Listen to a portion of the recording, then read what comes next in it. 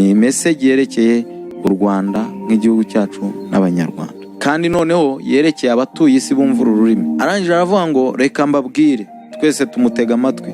Aravuga ngo igihugu cyacu cy'u Rwanda nicyo kigiye kuba icyitegererezo cyo gusohoza imigambi n'imikorere ya Antikristo. Arangije aravuga ngo dore ibintu bibiri bigiye gutangirizwa mu gihugu cy'u Rwanda. Bagiye gutangirira mu gihugu cy'u Rwanda. Icya kabiri ni ugukora kw'ifaranga rimwe. Mu yandi magambo mu cyongereza tubyita crunching. Igihugu cyacu nicyo bashaka kugira icyitegererezo, bambika abantu no gutangizwa gukora kwa rya faranga rimwe ry'isi yose. Amaze kubivuga, kirimo kubivuga, undi nawe twabonye umugabo bita Robert Kayanja, umukozi w'Imana, ari we muntu wa mbere amaze kugira gute kugishyirwamo. Yamaze gushirwamo microchip, bakaba bavuga ko hari izindi spirit cyangwa se imbaraga zidasanzwe ashobora kuba afite, cyangwa se hari indi myuka ashobora kuba akorana nayo. Isi ibihe byayo biragaragara ko ibintu biri kugenda bihindagurika. Yes my people, nizere ko meze fresh, nizere ko mumeze neza cyane aho murere ari hose, by'umwihariko abari mu gihugu cyacu cy'u Rwanda. Of course nanjye aho ndi ubu ngubu nizere ko meze neza, by'umwihariko mu ntara uko ari enye ndetse n'umujyi wa Kigali. Meze gute? Nizere ko akavura kabaramukiye. Hano i Kigali nabonye ikirere kimeze ukuntu, ariko by'umwihariko kiragaragara ko kiri buze gutanga imvura mu masaha ari buze gukurikiraho. Nizere ko rero meze fresh aho murere ari hose, ukomeje kugubwa neza. Of course ntabwo natangira ntarabanza kugira gute ntarasuzane ntara gatandatu yo sinayibagirwa. Kameme tufitemo abantu benshi cyane bagenda badukurikirana umunsi ku wundi. Nizere ko namwe mumeze fresh, mufite ubuzima buzima cyane, kari nabyo mbifuriza. Ubuzima buriya nicyo kintu ubundi cya mbere umuntu abakure kwifuriza abantu, kwifuriza umuntu kugira ubuzima buzima. Ntako bisa ko ufite ubuzima buzima wumva umeze neza mu mubiri wawe, utera intambwe, ukagenda, ukavuga ebana, ukumva nta kintu kiguhungabanya muri wowe, ukumva umeze neza. Icyo kintu bavuga ko ubundi abanyarwanda bakunda kuvuga ngo nicyo gishoro. Burya ngo ubuzima ni igishoro, kabe mushobora kuba utameze neza mu buryo bw'umufuka cyangwa se mu bindi, ariko by'umwihariko iyo ufite ubuzima, uva ko ufite ubuzima buzima, nta kiruta ibyo ngibyo. Ubundi buzima niko bakunda kuvuga abanyarwanda ngo nicyo gishoro, nkuko nabibabwiye. Nizere ko rero namwe mufite ubuzima buzima aho mwamuherereye hose, by'umwihariko abantu badukurikirana kuri Gospel 250. Of course ni Valeur hano nkuko mugenda maze kumenyera hano kuri Gospel 250. Nizere ko mwese mwamaze kugira gute gukora subscribe, nawe niba utarayikora byabyize umaze kugira gute kuyikora aka kanya kugira ngo tujye tubana gatanu ku kandi byanabyize gize gute ukoze kuri share kugira ngo nabandi bagiye babasha kugira gute kuza kubikurikirana. Hano kuri Gospel 250 tugaruka kuri content zigiye zitandukanye, by'umwihariko murabizi ko tugaruka ku isi n'ibihe cyangwa se tukanaganira ku bigenda bivugwa mu nsengero zimwe na zimwe. Of course nko mu nsengero zimwe murabizi ko zagiye zifungwa, tukaza twababwira ko aho bigeze cyangwa se twaba-updatinga ku bigenda bivugwa, by'umwihariko no ku nkuru zigenda zitrendinga, by'umwihariko kuri social media, ariko zisa nkaho zifite zihuriye na gospel, cyangwa se tukagaruka ku isi n'ibihe nkuko nabibabwiye. Rero byaba byiza nashize nimero zanjye muri description, mutajye munyandikira mukamyifuriza cyangwa se mukifuza ko mwaza kwifatanya nanjye habareza platform, ufite ubuhamya se cyangwa ufite ijambo ry'Imana cyangwa se ufite ibintu byinshi by'ubwenge ushobora kuganiriza abantu. Iyi platform iri hano ku bwanyu kugira ngo nibura basi mubashe kugira gute kugira namwe ibyo musangiza abanyarwanda. Ntango icana ari yanjye gusa cyangwa se yacu gusa, ahubwo namwe mushobora kugira gute kwigiraho ijambo. Uyu munsi rero turaza kugaruka cyane ku mugabo bita Robert Kayanja, cyangwa se turaza kugaruka ku bintu bya microchip cyangwa se bya crypto. Byose turajya tuhuriza hamwe cyane yuko nabonye ariyo nkuru iri trend, by'umwihariko abantu benshi cyane bari kwindo bigarukaho. Uyu mugabo bita Robert Kayanja bamaze kugira gute, bamaze kumushyiramo, cyangwa se bimwe nahoze mvuga ejo mu kiganiro cyatambutse, wenda batarakibonye muze gusubira hejuru muraza kugira gute, muraza kukibona. Twahoze tuvuga tuti isi ibihe byayo biragaragara ko ibintu biri kugenda bihindagurika. Tuza kugaruka ku bijyanye n'ibijyanye n'amafaranga, tuza kugaruka ku bijyanye n'amafaranga ari digital nkuko nari nakomeje kubibabwira, ariko nza kuvuga yuko ibintu bigiye kugira gute, bigiye guhinduka mu gihe cyazaza, bigiye kugaragara yuko indangamuntu cyangwa se ibindi bintu byangombwa byo bishobora kuzaba nabyo digital, bikaba ari ibyangombwa bintu noneho bitakigira gute, bitakigenanwa mu ntoki, ahubwo bikaba ari digital. Noneho by'umwihariko umuntu wese akaba yagira gute, yajya agira ati ijisho ryiwe rikaba ari cyo kintu cyajya kigira gite kimufasha mu kuba yagira gute ibyo byangombwa bye byagaragara, ariko binyuze mu microchip bamaze kugira gute kugushira mu mubiri. Twabigarutseho, abenshi babigarukaho, abahanuzi bamwe baravuga ati ntango ari ibintu bisanzwe, ati nicyo cya kimenyetso cya Antikristo cya 666. cya 666 ikimenyetso cya antikristo. Abenshi rero bakibibona ibyo bintu barikanga bumva ubuhanuzi nk'ubwo ngubwo kameme ntabwo byabura gute guhungabanya abantu. Murabizi yuko mu biganiro byacu twagiye dukora akenshi nkunda kubabwira ibihe cyangwa se nkagaruka ku bihe bya kera nkagaruka no ku bihe by'ubu ngubu ndetse n'ibihe byazaza. Simba nawe barimo wenda ibihe bya kera cyane, ariko kameme hari amaso yanjye mfite cyangwa se n'umutimanama n'ibyo ngiye nshobora kwiyumvisha, ukaba watekereza ukaba wakumva yuko hari ibintu ushobora kubona aka kanya cyangwa se mu gihe cyatambutse bikagwereza icyizere cyangwa se amaso yawe ukayarambura ukaba wabona n'ibizakurikira by'ukuri utaranabibona, ariko ukaba wiyumvishamo ko hari ikintu kigomba kugira gute kigomba kuzahinduka mu gihe cyahazaza bitewe n'ibyo uri kubona n'ibyo umaze kuvamo. Turabibona, tubona benshi barabihanura baravuga nibyo koko, ati nimba microchip bagiye kuzidushira mu mubiri kizagira gute, kizaba ari ikibazo gikomeye. Microchip ni akantu abantu bakazi. Microchip ni ikintu umuntu ashobora kukongerera mu mubiri wawe, sibyo?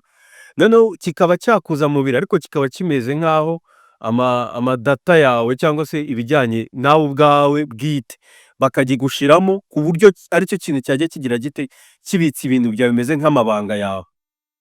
Abenshi bakavuga bati icyo kintu cya microchip cyaba kimeze nk'aho gifite nka ku buryo ahantu hose ushobora kuba wagenda bagutrackinga, gifite nka tracking device niko nabyita, ariko ku buryo ahantu hose waba uri abantu bose bashobora kugira gute bashobora kuba bakubona bene icyo bakigushizemo.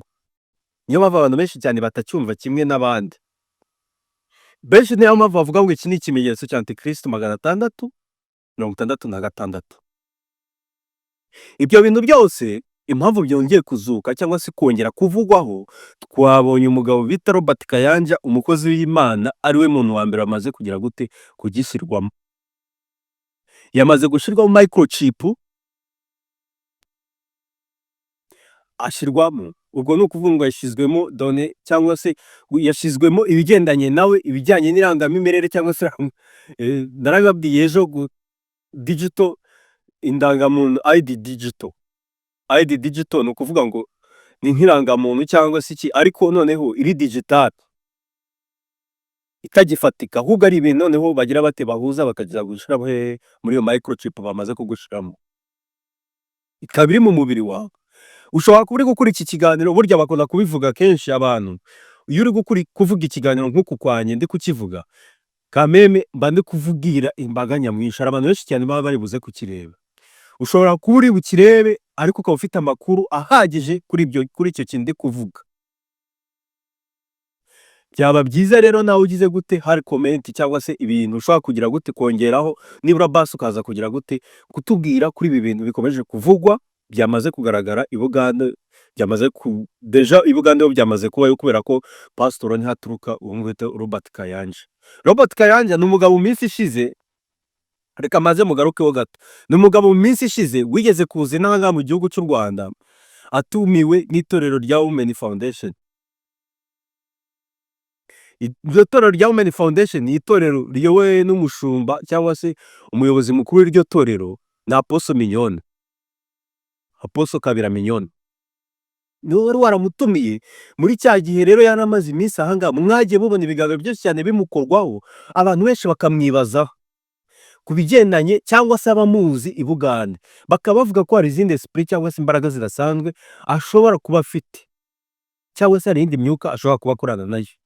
Abenshi rero bakabihuriza aho ngaho, ati nimba ari wowe wanateye intambwe yo kuba yajya kugira gute, yaba ari we muntu ugiye kugira gute, ari we wabaye nk'icyitegererezo kuba ari we wagira gute waterwamo iyo microchip cyangwa se gushirwamo iyo digital ID. Abenshi rero bakavuga bati bigendanye nuko abantu bamuvugaga mbere, hashobora kuba harimo iki, harimo akantu wenda ari nk'umuntu uhagarariye ibintu by'imyuka mibi cyangwa iki, ibintu nk'ibyo bigendanye nuko hari ibyo bintu bamushizemo, bigendanye n'ibyo yakoraga cyangwa se n'ibyagendaga bimuvugwaho ku bantu bamuzi neza. Twabonye ibiganiro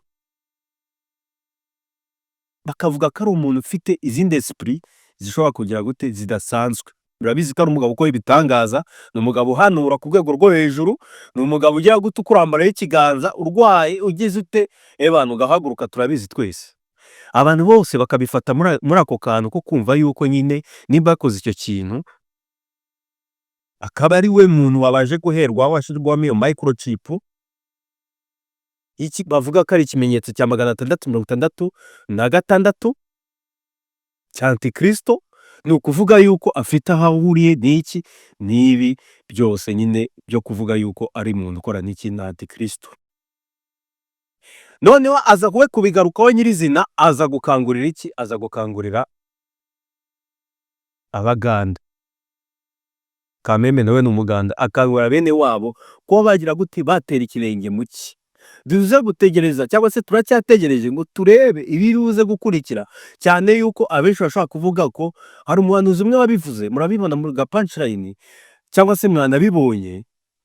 Ni ukuvuga ko hari umuhanuzi umwe wabivuze, aravuga ati, yanabivuze mbere pe, aravuga ati hari microchip zigiye kuzashyirwamo mu mibiri y'abantu, zikaba zanagera inaha ngaha, zo kugira ngo bajye bagutrackinga cyangwa se data zawe cyangwa se irangamimerere zawe bazigushiremo, noneho bibe birarangiye, none tube turi abantu ariko tumeze nkaho tugira dute dufitemo ikindi kintu muri twebwe ariko gifite data zacu ku bigendanye n'irangamimerere. Abenshi ati se iri ni iterambere gatiki, bifite aho bihuriye n'iri faranga riri digital naryo rikomeje kugira gute kuba kasamutwe. Reka nkoresha amagambo ati uko byagenda kose byose bishobora kuba bifite aho bihuriye tu, byose bishobora kuba bifite aho bihuriye, bikaba ari ibintu byose bibumbiye muri cya kintu, cya kimenyetso nababwiye cya 666 cya Antikristo. Ati nimba izo data cyangwa se ID digital, akaza n'iki cy'amafaranga ari digital, byose mwumva yuko ni ikintu kijyanye n'impinduka zikomeje kugira gute. Abenshi bakomeje kwibazaho bavuga bati ibi byose bifite aho bihuriye, kameme nta hantu byaba bitandukanye niba byose biri digital. Ni ukuvuga ko byose bishobora kuba ari Antikristo cyangwa se ari ibintu bikomeje kuba bikomeje gutanga icyitegererezo cyangwa se ku hazaza hacu ko atari heza, cyangwa se ku bantu wenda batagize batari intungane. Njyewe navuba mbere yo hano kuba updatinga tukabiganiraho ku bijyanye n'ibyo bintu byose biri kuvugwa kuri ayo mafaranga ari digital, n'ibyo bintu byose muri kumva byatangiye kuza no ku bakozi b'Imana nk'uko bita. Ariko ijambo ry'Imana ngiye nkaza kuriburizamo mvuga nti rivuga yuko tugomba kugira dute, tugomba kuba turi abantu bahora bari stand by. Nkunda kubivuga ko kantu isaha n'isaha, umunota ku munota, ariko ntibizatubuza kubibamo, ntibizatubuza kubibamo. Ibyo bintu byose bizaza tubibemo kuko ntawe uzabikwepera. Mwatangiye muvuga ngo simuziteze inkingo ngo ibiki n'ibiki, ngo itorero ngo nibyemera ngo ibintu nabyo n'ibimenyetso by'iki bya Antikristo, ariko muza kugira gute, muza kuziterwa.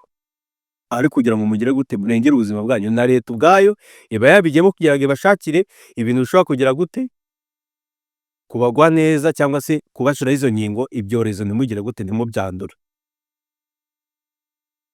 Ibyo bintu byose tugomba kubibamo, ntaho tubikwepera. Ni ibihe, hari ibihe byabaje, nibyo koko hari n'ibihe bigiri kuza n'ibizaza imbere, bigaragara yuko nyine hari ibintu bitandukanye ariko bikomeza kugira gute guhinduka umunsi ku munsi. Ibyo bintu yaba ari tekinoloji isanzwe? Icyo kibazo ndakibaza, ndabizi ko namwe mwese murakibaza. Tukagira amahitamo abiri, nimba ari ntuza ari ibimenyetso bigaragaza ko igihe cyarangiye cyangwa se turi kugaragara ku musozo w'isi, nimba ari igihe cya tekinoloji koko, byese umuntu wese abyibaza ibyo byose. Ariko ngiye cyo mba nabwira abantu muri rusange uko hano twebwe dukora ibyo bintu cyangwa se ibyo biganiro tubikoraho umunsi ku munsi ku bigendanye n'isi n'ibihe, by'umwihariko tugomba kubaho iki isaha n'isaha turi intungane, kuko nta wamenya icyo iminsi ihatse. Ntawuzi amasaha ari buze gukurikira ibibuze kuba, ntawuzi amasaha y'ejo, ntawuzi ejo bundi mu kwezi, ntawubizi. Icyiza ni uko umuntu ahora ari stand by, ariko ntibizatubuza kugira gute kubibamo. Nimba byatangiriye i Bugande, Microchip ikagira gute igaterwa muri ntuza Robert Kayanja, akabikangurira bagenzi biwe ati namwe muba ba mbere mu kuza kugira gute kubyiteza cyangwa se kubashyiramo, bamwe bakabifata nk'iterambere, abandi bakumva ko ari ikimenyetso cy'iki cya antikristo. Ni ibintu byose abantu bakomeza kugenda bagira bate bibazaho, ariko tuzagenda tubikurikirana umunsi ku munsi. Byaba byiza rero uteye komantere nimba hari ubumenyi ubifiteho cyangwa se uko ubyumva, utera komantere kugira ngo utwereke ko turi kumwe gatanu ku kandi. Iyi ni Gospel 250, uyu ni Valeur, tubane mu biganiro bikurikira, kora subscribe, tubane umunsi ku munsi.